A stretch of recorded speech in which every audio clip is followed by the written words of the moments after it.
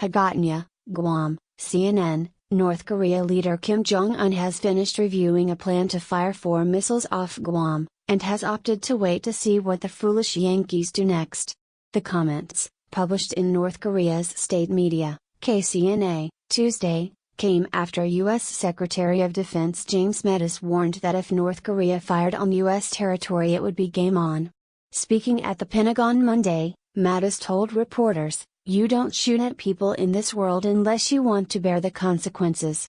The KCNA report Tuesday said Kim had examined the strike plan for a long time and discussed it with the commanding officers in real earnest. The statement then appears put the onus to act on Trump, saying Kim would watch a little more the foolish and stupid conduct of the Yankees.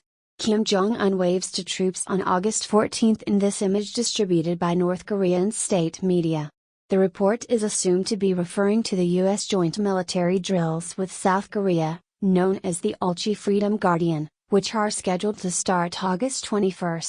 The annual 10-day military drills antagonize North Korea, as Pyongyang believes they are preparations for an invasion.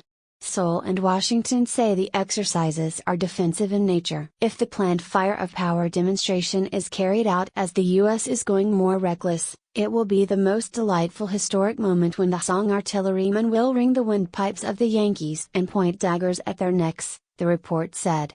The U.S. and South Korea have confirmed the drills will go ahead as planned. China's Global Times newspaper, a state-run tabloid, was scathing of South Korea's decision to proceed with the drills. The drill will definitely provoke Pyongyang more, and Pyongyang is expected to make a more radical response, it said in an editorial. If South Korea really wants no war on the Korean peninsula, it should try to stop this military exercise. The Global Times, while state-run, often uses stronger language than the official line from Beijing. The Chinese Ministry of Foreign Affairs told CNN its official line is that the bottom line to resolve the North Korea nuclear issue is to uphold the general direction of dialogue, negotiation and political settlement. The current situation on the Korean peninsula is highly complex and sensitive. We hope to see the relevant sides extinguish fire through their words and actions instead of adding fuel amid tensions.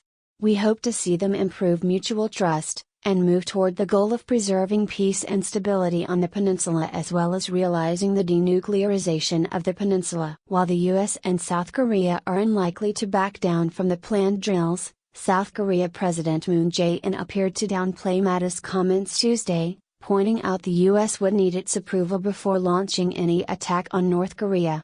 In televised comments, Moon said that military action on the Korean peninsula can only be decided by South Korea and no one else can decide to take military action without the consent of South Korea.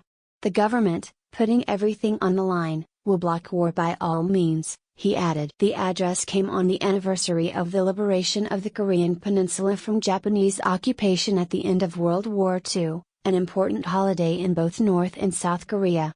The timing of Moon's speech, a proponent of increased engagement and dialogue with his northern neighbors, was likely meant to hammer home the importance of Seoul's role in finding a diplomatic solution to the crisis, according to John Delury, a professor of international relations at Yonsei University's Graduate School of International Studies.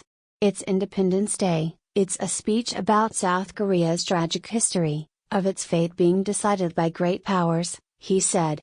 South Korea has gotten lost in the shuffle. The US and North Korea have been engaged in increasingly threatening rhetoric since last Tuesday when US bombers flew over the Korean peninsula, and US President Donald Trump threatened Pyongyang with fire and fury following an assessment that North Korea had miniaturized a nuclear warhead.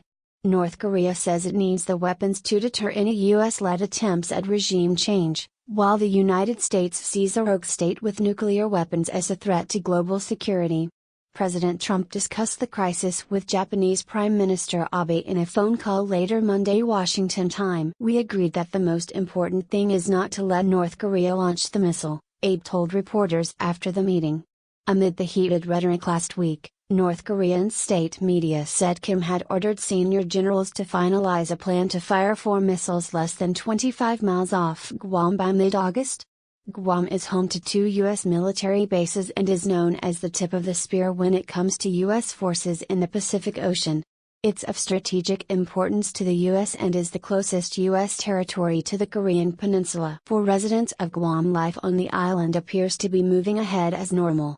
The idyllic beaches and oceanfront hotels are still packed with tourists.